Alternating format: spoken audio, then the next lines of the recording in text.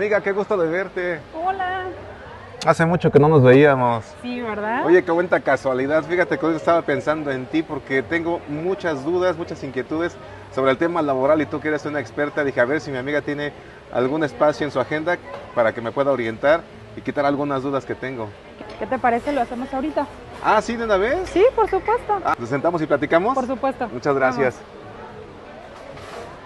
Amiga, yo te agradezco mucho de verdad este espacio que me estás brindando. Sé que tu agenda está muy apretada, pero vamos a empezar por el principio, que es lo más fácil, ¿te parece? Por supuesto que sí. Oye, mira, me interesa mucho el tema del amparo individualista. El amparo individualista no era otra cosa que el amparo que se le daba a la persona trabajadora, sin que otro tercero pudiera intervenir. Hoy en día, a partir de la reforma del 2013, ya se puede realizar un amparo colectivo, que quiere decir que terceras personas pueden ser incluidas dentro de un amparo, sobre todo en la materia laboral.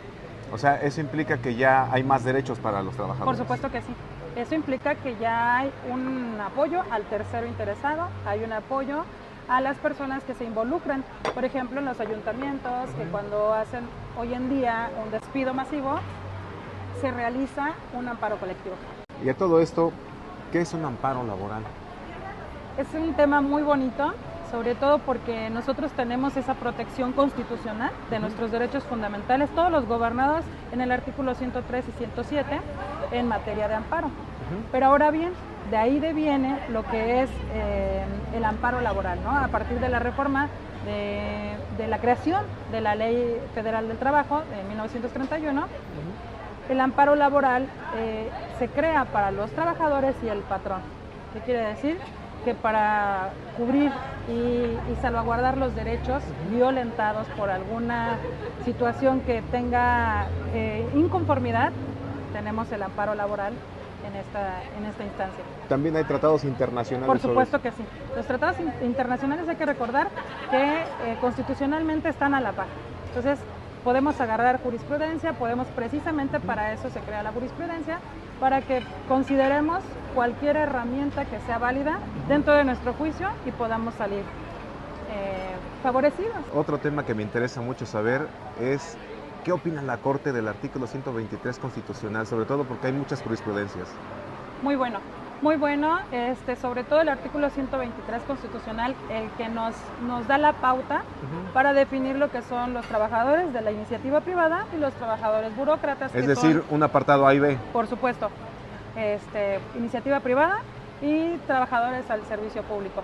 Entonces, el criterio de la Corte nos ha servido muchísimo, bastante, sobre todo en el ámbito de proteger los derechos, de resguardar lo que son los salarios, las vacaciones, lo que son los aguinaldos, los horarios sobre todo, ¿no? Las jornadas muy extensas a veces, muy extensas, ¿no? Se da mucho en la administración pública. Claro. En la administración pública puedes manifestar mucho eso, pero hay mucho criterio, hay mucha jurisprudencia y es importante que nosotros tengamos ese respaldo de la Corte Suprema para el trabajador. ¿Y cómo se reconocían realmente los derechos de los trabajadores? Bueno, déjame comentarte que para esto existían comisiones encargadas de las personas juzgadoras de llevar a cabo los trámites de los trabajadores.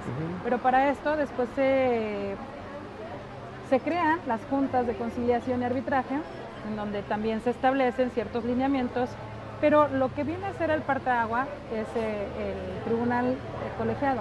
¿Qué quiere decir? Que hoy en día el trabajador tiene un derecho muy importante, que es una instancial que se crea el amparo directo. Entonces, en el amparo directo se revisan los derechos vulnerados en el trabajador. ¿Qué quiere decir? De los laudos o los fallos que existan dentro de los juicios llevados a cabo por el trabajador. Oye, y a todo esto, ¿cómo garantizar que en un juicio laboral no se violen los derechos de los trabajadores? Mira, hoy en día existe una figura jurídica que se llama la suplencia de la queja en materia laboral. ¿Qué quiere decir? Que el juzgador está obligado de manera oficiosa a revisar minuciosamente cada uno de los agravios, en su caso, cada uno de los actos realizados dentro del juicio que no hayan sido violatorios de sus derechos. ¿Qué quiere decir? que la responsabilidad prácticamente es del juzgador de hacer una revisión minuciosa. ¿Por qué? Porque el profesional es el juzgador y efectivamente el trabajador pues es vulnerable, ¿no? Entonces desconoce ciertas materias, desconoce ciertos efectos dentro del juicio y que esto viene a suplirles esas deficiencias. Quería preguntarte sobre esto de los derechos de los trabajadores. ¿Qué ley es la que los protege finalmente? Mira, los derechos de los trabajadores han sido paulatinamente progresivos. ¿Por qué? Porque a raíz de las constituciones que hemos tenido en el Estado mexicano, sobre todo a partir de la de 1917, que ha sido la que marcó el parteaguas para dar un poco la entrada al trabajador, pero es hasta 1919 cuando entra la ley de amparo, que le da un poco de protección al trabajador, siendo esto que hasta 1931 se crea la Ley Federal del Trabajo. Entonces ahí es donde ya entramos nosotros como trabajadores, ya se vienen plasmados nuestros derechos, se viene plasmado todo lo que es la regularización, porque prácticamente se venía manejando, pero únicamente como un sentido por encimita, ¿no? Como dijeran los chavos por ahí, por encimita, pero esta ley del trabajo ha tenido varias reformas y actualmente pues estamos contando con muchísimo beneficio, pero es esa nuestra regulación. Vamos a escenificar, ¿te parece? Un juicio laboral. ¿Quiénes intervienen para que estemos pues ya con las figuras bien representadas? La parte principal es el trabajador, el patrón y la autoridad. En su caso, cuando tú inicias un juicio, te vas en un juicio de primera instancia, en donde llevas a cabo un procedimiento en el cual al final de ese procedimiento existe un fallo, ¿no? Entonces, una vez que alguna de las partes está inconforme, puede acudir a lo que ya consultamos con anterioridad, que es el amparo, pero hay un tercero interesado que también es una figura importante que no hay que descartar. ¿Qué quiere decir? Que en este fallo el tercero interesado puede o no beneficiarse o puede o no perjudicarse. ¿Por qué? Porque dependiendo el juicio y dependiendo la característica de lo que queramos manifestar, es como lo vamos a utilizar. Eso es un tema estratégico de los abogados, es un tema que es importante saber. Y por otra parte, una vez que se sustancian los juicios, que se acude al amparo, también hay que tener en consideración la autoridad responsable, que es, hay dos versiones que son el juicio de amparo directo y el juicio de amparo indirecto, que tampoco lo podemos descartar, porque el juicio de amparo indirecto en materia laboral entra cuando hay alguna violación procesal.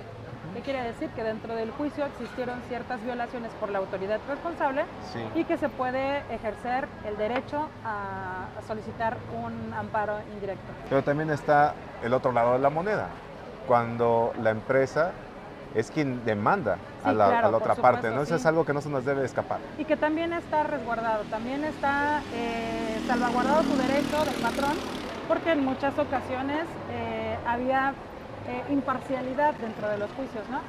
Anteriormente se le daba el derecho al patrón o se le beneficiaba, pero hoy en día estamos a la par. Hoy en día el patrón también tiene derecho a defenderse y, por supuesto, las herramientas principales que son el amparo directo. Vamos a poner unos ejemplos. Si yo trabajo en una tintorería y quiero demandar a mi patrón, ¿en dónde lo puedo hacer? Fácil, en los juzgados locales laborales. Ahora, siguiendo en el tema de la iniciativa privada, otro ejemplo. Si yo trabajo para una empresa refresquera que tiene distribución a nivel nacional, ¿en dónde lo puedo demandar? Es muy importante no confundirse. ¿Por qué? Porque esta empresa refresquera se rige bajo las leyes federales. ¿Qué quiere decir? Porque en materia internacional ellos se rigen bajo una ley federal. Entonces tendrías que irte a los tribunales federales laborales. Pues vamos a este tema de las demandas, pero ahora a nivel burócrata, por decirlo de una forma más coloquial. Si yo trabajara en algún ayuntamiento o en el gobierno del estado y siento que mis derechos son violentados, ¿en dónde puedo demandarlos? En materia estatal tenemos lo que es el famoso TECA. ¿Qué quiere decir? El Tribunal de Conciliación y Arbitraje, ¿no? Que hoy en día son los tribunales laborales. Okay. En materia local. Ahora, otro ejemplo, siguiendo en el burocratismo. Si yo trabajara, vamos a poner la Comisión Federal de Electricidad aquí en Cuernavaca y también siento que mis derechos fueron violentados, ¿en dónde puedo demandarlos? El Tribunal de Conciliación Federal. ¿Qué quiere decir? Que la empresa, Comisión Federal, que obviamente son temas, como lo mencionaste, burocráticos, se rigen bajo las leyes federales. Entonces quiere decir que nos vamos a ir a la instancia competente, pero en el Tribunal de Conciliación Federal. También hay que tener en consideración que la Suprema Corte de Justicia de la Nación y el Tribunal Electoral tienen su propia competencia, ¿eh? Oye, amiga licenciada, siempre hablamos de los amparos, pero quiero preguntarte, ¿cuántos y qué tipo de amparos hay? 2 amparos, amparo directo y amparo indirecto. A ver, vamos a desmenuzarlos. Comencemos con el amparo indirecto. El amparo indirecto es aquel en el que se suscitan violaciones procesales. ¿Qué quiere decir? Que si tú te sientes violentado por alguna autoridad, puedes acudir al juzgado de distrito a interponer tu amparo indirecto. Digamos que se tardó la autoridad en darte una contestación. Ok, si yo siento entonces que la justicia está siendo retardada, ahí están violando uno de mis derechos. Sí, por supuesto, tu derecho constitucional, que acuérdate que los derechos fundamentales se rigen bajo los tratados internacionales y la Constitución. Entonces, también hay que tener en consideración que el amparo indirecto es un amparo biinstancial.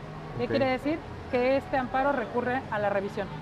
Entonces, por eso se llama biinstancial, a diferencia del amparo directo. Ahora vamos para allá, si me lo permites. Por supuesto. El amparo directo procede contra las sentencias, laudos o resoluciones que pongan fin a un juicio. ¿Qué quiere decir? Que si tú estás inconforme con un laudo que te dictó la autoridad, tú vas y procedes contra la autoridad. ¿Ante qué instancia acudo? En un tribunal colegiado. Ahora entremos al tema de la suspensión. El amparo tiene la finalidad de suspender. ¿Qué quiere decir? Que suspendes los actos. En el caso de los trabajadores, cuando les son suspendidos los salarios. Okay. Entonces, la autoridad lo que hace es girar la suspensión mientras se resuelve su juicio.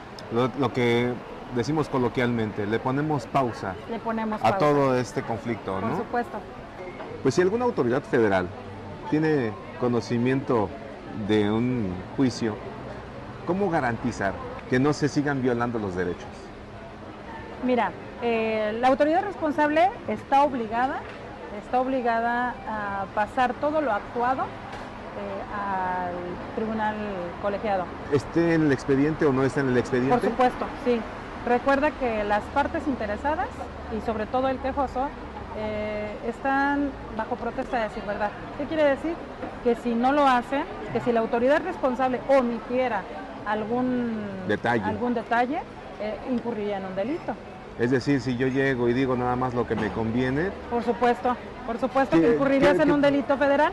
Podríamos acudir a un Ministerio Público Federal y hacer valer el derecho de que se le exija a la autoridad responsable.